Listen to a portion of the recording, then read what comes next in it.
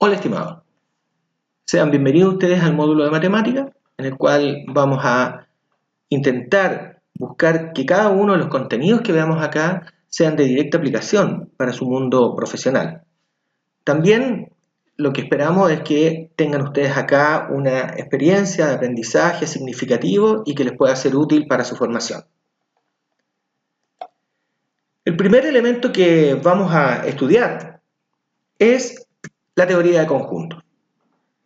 Este es un concepto muy útil para ustedes porque permite discriminar cuáles son los elementos que constituyen una determinada agrupación o conformación de elementos, personas, conceptos que ustedes puedan ir estableciendo.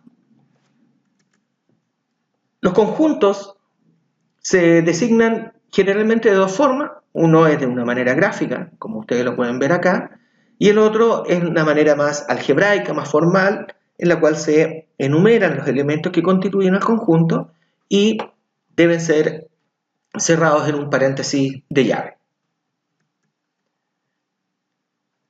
Dentro de la definición, nosotros podemos ver que tiene que justamente se condice con lo que acabamos de decir. Un conjunto es una colección, ¿ya?, de elementos que se van agrupando de acuerdo a determinadas características que uno vaya definiendo, ¿ya? Los objetos que van conformando el conjunto los denominaremos elementos. Un ejemplo de ello es, por ejemplo, la figura que tú puedes ver a continuación, que es una figura conformada por cuerpos geométricos y que constituyen al conjunto que nosotros hemos definido. Los conjuntos generalmente se denotan con letras mayúsculas. Esa va a ser un acuerdo de formalidad respecto de cómo nosotros vamos a ir dándole nombre a nuestros conjuntos. Si el conjunto está compuesto por letras, las letras que están al interior o que constituyen a este conjunto se escribirán con letras minúsculas. Así, cuando nosotros agrupamos los elementos de un conjunto, lo haremos siempre dentro de un paréntesis de llave, que es el único paréntesis aceptado para poder determinar ya la estructura de un conjunto. El ejemplo que tú puedes ver a continuación, se establece que el nombre del conjunto está designado con una letra mayúscula y los elementos que constituyen, que en este caso también son letras, son minúsculas. Todos ellos encerrados en un paréntesis de llave.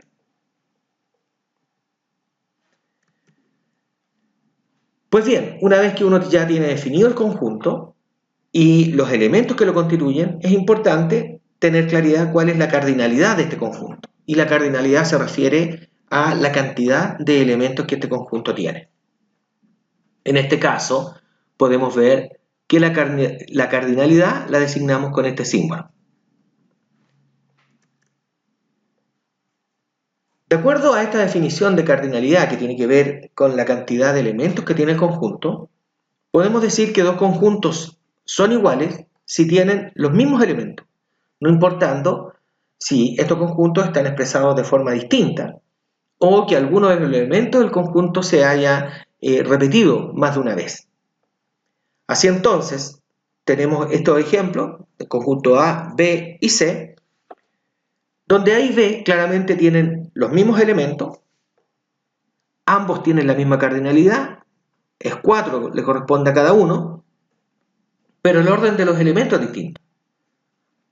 Así como están A y B, son conjuntos iguales porque cumplen con la definición de tener los mismos elementos, más allá del orden. Sin embargo, si analizamos el conjunto C, vemos que también tiene la misma cardinalidad, aun cuando si contamos los elementos, hay más de 4. Pero lo que pasa es que acá hay elementos que están repetidos más de una vez. Y eso no cambia la característica esencial del conjunto C, que es un conjunto que tiene 4 elementos y que son los mismos elementos que contienen A y B. Así entonces, podemos concluir que los conjuntos A, B y C son iguales, puesto que tienen los mismos elementos.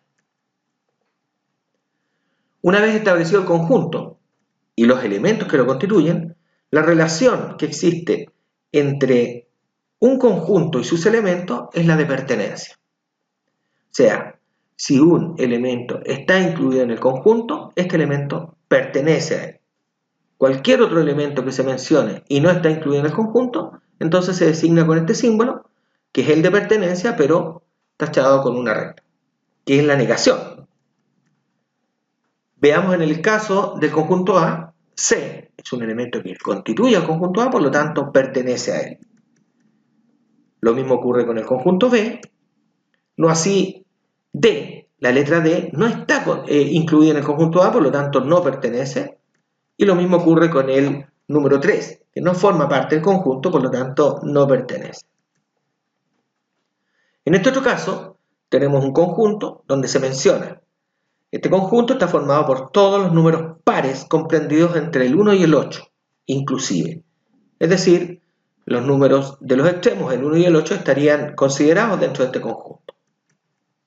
Entonces podemos afirmar, de acuerdo a esta definición, es que el 0 está fuera del rango, por lo tanto no pertenece. El 7, si bien está en el rango de números que se expresa acá, no es un número par, por lo tanto no pertenece. El 8, que es el extremo, sí pertenece porque es un número par y está incluido, así como el 4, y en el caso del 1, que está dentro de ese rango de valores, pero no pertenece puesto que el 1 no es un número par. Los conjuntos se pueden expresar de dos formas distintas. Uno es por extensión, donde, como se ve en el ejemplo acá, se menciona o se nombra o se escribe cada uno de los elementos que lo constituyen. Así tenemos estos dos conjuntos que tienen una cantidad pequeña de elementos, donde nosotros lo podemos mencionar indicando cada uno de los elementos. Sin embargo, hay conjuntos que tienen muchos elementos. Por lo tanto, expresar, mencionar, indicar o escribir cada uno de ellos se puede hacer una tarea muy tediosa. Así entonces, hay otra forma de poder expresar un conjunto. Esto es por comprensión. Acá se indica el nombre o propiedad o relación entre los elementos que constituyen el conjunto. Esto permite identificar al conjunto de manera inequívoca, sin tener que nombrarlos uno a uno. En el caso que nosotros vemos acá, en el conjunto A. En el caso anterior indicábamos el conjunto A con las letras A, E, I, O y U. Eso está indicado de manera por extensión. Cuando uno lo plantea por comprensión, entonces el conjunto A es el conjunto formado por las vocales. Ese concepto que da característica al conjunto es inequívoco. Tú sabes cuáles son exactamente los elementos de ese conjunto. El caso del conjunto B, que en el anterior eran los elementos 3, 4, 5 y 6, acá lo podemos expresar por comprensión indicando el conjunto B es el conjunto compuesto por los números naturales mayores o iguales a 3 y menores que 7. De esa manera, sabemos exactamente cuáles son todos los elementos que conforman ese conjunto. Una manera de poder expresar un conjunto es a través de diagramas. En estos diagramas nosotros más adelante nos vamos a referir de manera más extensa y profunda, pero es una manera gráfica de poder identificar un conjunto. Se pueden expresar a través de rectángulos, cuadrados, círculos. Lo importante es que en estos diagramas se puedan observar los elementos que lo constituyen. Como puedes ver acá, el conjunto A, que lo hemos designado con un rectángulo, los elementos que lo constituyen están ahí, en el interior de ese rectángulo. Lo mismo pasa con los conjuntos C y B, que a través de figuras ovaladas, nosotros al interior debemos indicar cuáles son los elementos que lo constituyen. Así entonces, cuando ya comenzamos a desarrollar la idea de conjunto y de los elementos que lo constituyen, también debemos considerar que hay distintos tipos de conjuntos.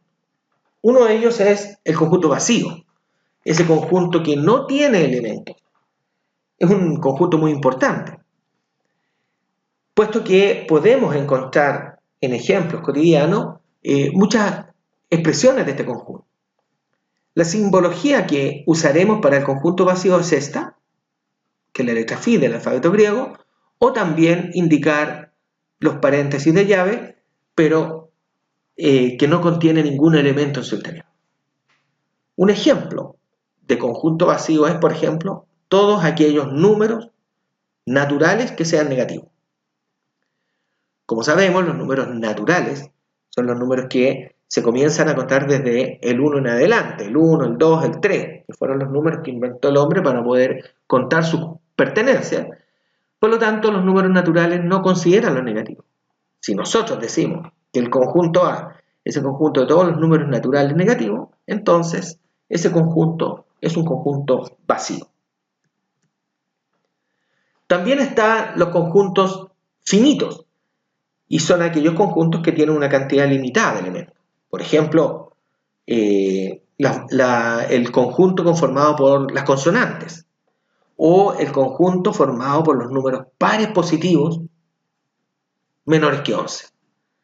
Y sabemos claramente cuáles son los números pares positivos menores que 11. También están los conjuntos infinitos. Este es un conjunto que es imposible poderlo expresar, por ejemplo, por extensión, puesto que tiene un número ilimitado de elementos. Los conjuntos infinitos de mayor uso y que más conoce uno son exactamente los conjuntos numéricos. Por ejemplo, hablar de los números pares mayores que 3. Entonces nosotros podemos empezar a enumerar los números pares mayores que 3, pero esta enumeración no va a terminar nunca por la característica de ser infinito este conjunto numérico. También está el conjunto potencia. Este es un conjunto muy particular, porque cada conjunto a cada conjunto le corresponde un conjunto potencia. El conjunto potencia es un conjunto formado por todos los subconjuntos de un conjunto definido. Para ser más claro, si nosotros tomamos, como el ejemplo que aparece acá, un conjunto A que está formado por las letras A y B, nada más que eso, el conjunto potencia de A es un conjunto formado por cada uno de los subconjuntos que tú puedes formar de A. Así como puedes ver, aquí hay un elemento que es un conjunto pequeño de A, acá está el otro, que es el conjunto formado por B, y el otro el conjunto formado por la mezcla de A y B en su totalidad. Así entonces el conjunto potencia es un conjunto cuyos elementos son subconjuntos. Veremos más ejemplos a continuación. Dentro de todos los conjuntos, el que tiene mayor importancia es el conjunto universo. El conjunto universo es aquel que contiene a todos los otros conjuntos en su interior. Este concepto de universo también es bastante relativo, porque uno puede definir un universo aun cuando haya conjuntos más grandes que este.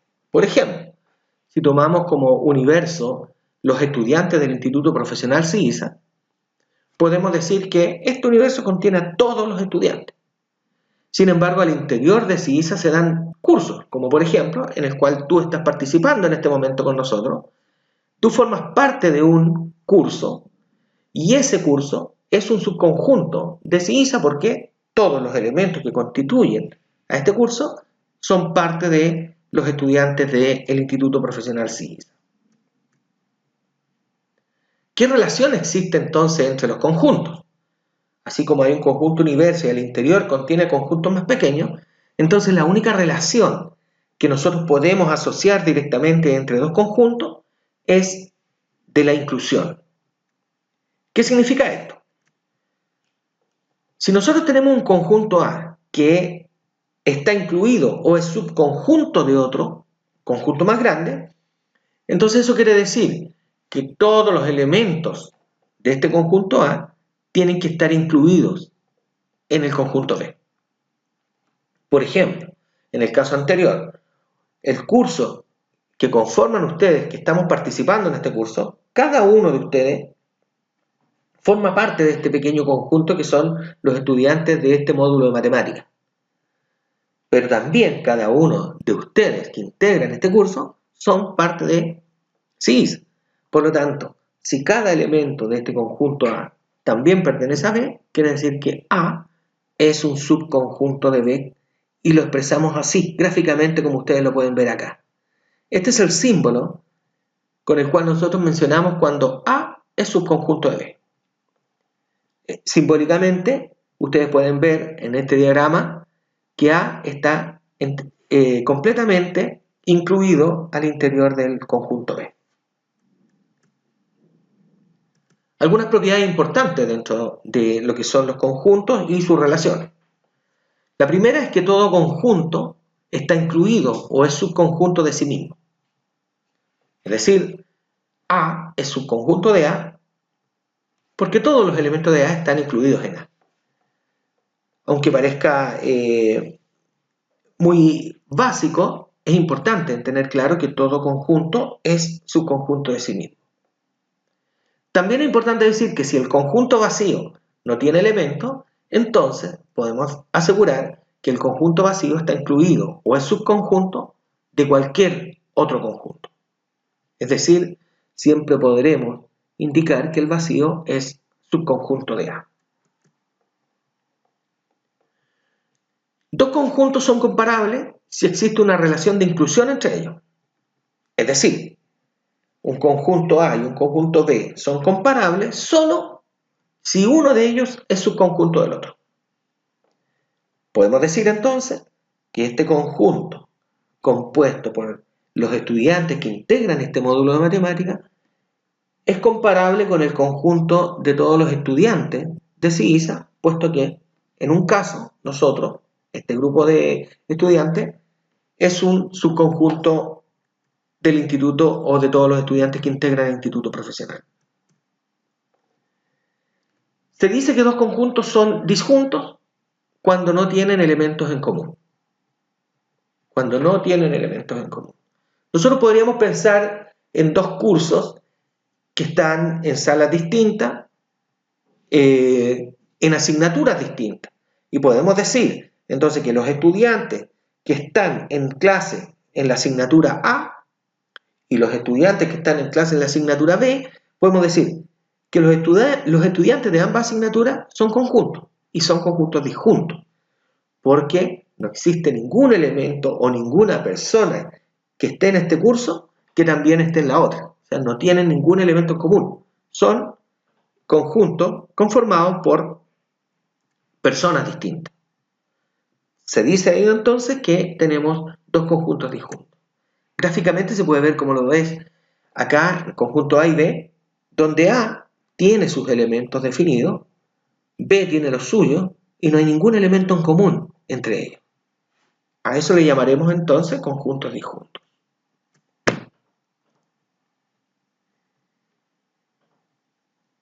Los conjuntos se pueden operar entre ellos. Una de las operaciones importantes de ellas es la unión. La unión de un conjunto A con un conjunto B.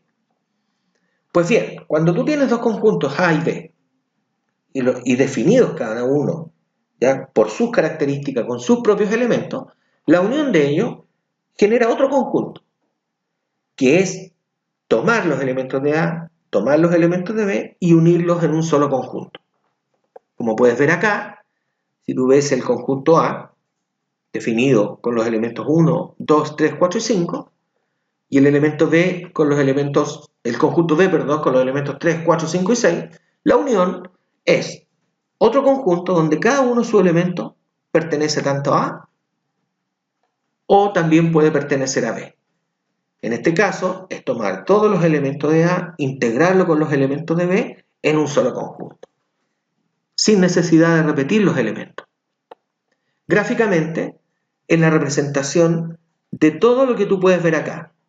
A, B con sus elementos en común, pero la unión es todo lo que se puede observar en esta gráfica.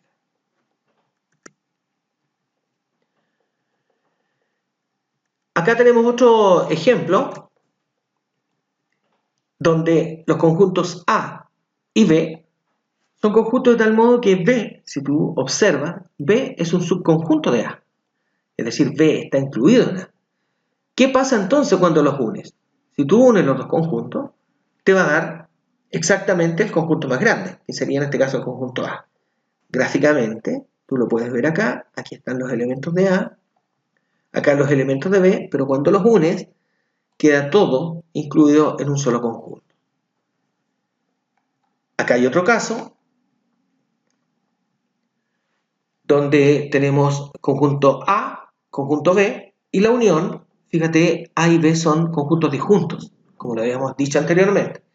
Por lo tanto, la unión, en este caso, sería la suma de los elementos tanto de A como de B. En el caso anterior no es una suma, porque hay elementos que se repiten. Entonces, no hay para qué escribirlo dos veces, sino que se juntan y se integran en un puro conjunto. Acá en este caso, como puedes ver, la unión indica que el color que se le asigna, que es el mismo para los dos, donde nos está indicando. Aquí, en esta gráfica, estamos indicando que se están uniendo estos dos conjuntos que son disjuntos. Otra operatoria importante y fundamental en esto de los conjuntos es la intersección. La intersección de dos conjuntos genera otro conjunto y que está compuesto por los elementos que se repiten tanto en A como en B. O sea, la intersección es aquel conjunto de todos los elementos que se repiten tanto en A como en B. El símbolo que usaremos es el que tú puedes ver acá y se lee A inter B. Acá tenemos un ejemplo donde está definido el conjunto A y el conjunto B, y también podemos observar que hay dos elementos acá que se repiten, que son el 5 y el 6. Puedes ver la gráfica, tenemos el conjunto A, compuesto por todos esos elementos, el conjunto B, sin embargo acá se ha pintado de verde el sector que constituye la intersección, y que está compuesto justamente por los dos elementos que se repiten. Ese sector que está sombreado de verde representa la intersección de dos conjuntos. Analíticamente, la intersección es el conjunto compuesto por los elementos que se repiten, en este caso el 5 y el 6.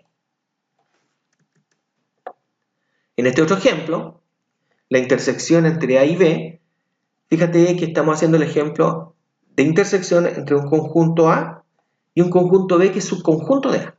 En este caso el 3 y el 4, el elemento que se repite en ambos lados. Por lo tanto, la intersección entre A y B es justamente el conjunto más pequeño. En este caso sería el conjunto B. Gráficamente, aquí tú lo puedes observar. Aquí están todos los elementos de A y los de B, y la intersección es todo esto que está sombreado con este color. En el otro caso, en el caso de la intersección de dos conjuntos disjuntos, claramente la intersección acá es vacío, puesto que no tienen ningún elemento en común. Tenemos también otra operatoria fundamental, que es la diferencia entre dos conjuntos. Se denota así. Y es un conjunto formado por todos los elementos. Cuando nosotros planteamos la diferencia, dado dos conjuntos A y B, A menos B se refiere al conjunto de todos los elementos que están en A, pero que no están en B. En el caso contrario, B menos A son todos los elementos que están en B, pero que no pertenecen a A. Acá podemos ver un par de ejemplos. Si tenemos acá el conjunto A y acá el conjunto B, A menos B significa toma todos aquellos elementos de A que pertenecen exclusivamente a A. Entonces ahí podemos contar. El 1 está solo en A, el 2 también, el 3 también. Sin embargo, el 4 está en A y también está en B. Por lo tanto, no forma parte de esa diferencia. Y lo mismo ocurre con el 5. Así entonces, A menos B sería el conjunto compuesto por 1, 2 y 3. Gráficamente está acá. Aquí está el conjunto A, aquí está el conjunto B, y lo que está acá sombreado de verde representa la diferencia A menos B. Y aquí están los elementos que solo pertenecen al conjunto A. Si en el mismo caso nosotros quisiéramos abordar ahora la diferencia B menos A, entonces acá lo que tenemos que hacer énfasis es que B menos A serían todos aquellos elementos que están solo en B, exclusivamente en B, y se excluyen aquellos que están en A. En este caso entonces B menos A sería los elementos o el conjunto conformado por los elementos 6 y 7. Claramente está se nos está indicando que de los casos anteriores, la diferencia entre conjuntos no es conmutativa. O sea, A menos B no es lo mismo que B menos A. Lo mismo ocurre con la diferencia o la resta en los números. Es decir, 5 menos 2 es claramente distinto a decir 2 menos 5. Por lo tanto, la diferencia de los conjuntos tampoco es conmutativa. A partir de la definición de diferencia, existe lo que se llama la diferencia simétrica. La diferencia simétrica entre dos conjuntos, que la vamos a simbolizar con este triángulo, se puede resolver de dos formas. Fíjense acá. La diferencia simétrica de A y B representa todo lo que es A menos B unido a lo que está en B menos A. Tú lo puedes ver acá, en este gráfico. La diferencia simétrica se puede decir, es A unión B, fíjate en este gráfico, A unión B es todo lo que está acá pintado de azul, menos A inter B. O sea, si a esto que está pintado de azul le quitas A inter B, que es esta parte, ¿qué nos va a quedar? Lo que tú puedes ver aquí a continuación. La diferencia simétrica es todo el sector que está acá sombreado de azul. Otra manera de ver la diferencia simétrica es uniendo las dos diferencias individuales. Fíjate que acá A menos B es lo que está acá pintado de azul. Si lo uno a B menos A, recuerden que habíamos dicho que las diferencias entre conjuntos no es conmutativa, por lo tanto fíjate que en este conjunto y este son dos distintos. Sin embargo, si unes ambos conjuntos nos queda exactamente lo que vimos en la gráfica anterior. Queridos estudiantes, estos son los conceptos fundamentales que nosotros tenemos que desarrollar durante esta semana. Yo los invito a que ustedes vayan formando parte de este grupo de personas que van a comenzar a interactuar entre ustedes, que van a subir diariamente a nuestra plataforma, donde van a poder ver los ejemplos, ejercicios y guías que se les presentan ahí. Y obviamente, durante esta semana, ustedes tienen un ejercicio online, en el cual nosotros los invitamos a que desarrollen estos ejercicios, que resuelvan estas actividades online y puedes repetirla cuantas veces tú desees, porque acá lo importante, lo que a nosotros nos interesa es tu aprendizaje. Más allá de cuántas veces te puedas equivocar en esto, lo importante es que tú puedas trabajar, resolver los problemas planteados. Cuando tengas duda, mandarnos mensajes con consulta, comunicarte con nosotros, comunicarse entre ellos, participar en los foros, participar en cada una de las mensajerías que se está colocando o que se está publicando en la plataforma, porque es la única manera de que podamos lograr este aprendizaje en un trabajo colaborativo, en la cual ustedes pueden contar con toda mi ayuda cuando ustedes lo vayan planteando. Y no se olviden, esta semana deben trabajar en esas actividades para así poder culminar esta unidad de manera correcta y con el mejor aprendizaje que ustedes puedan lograr.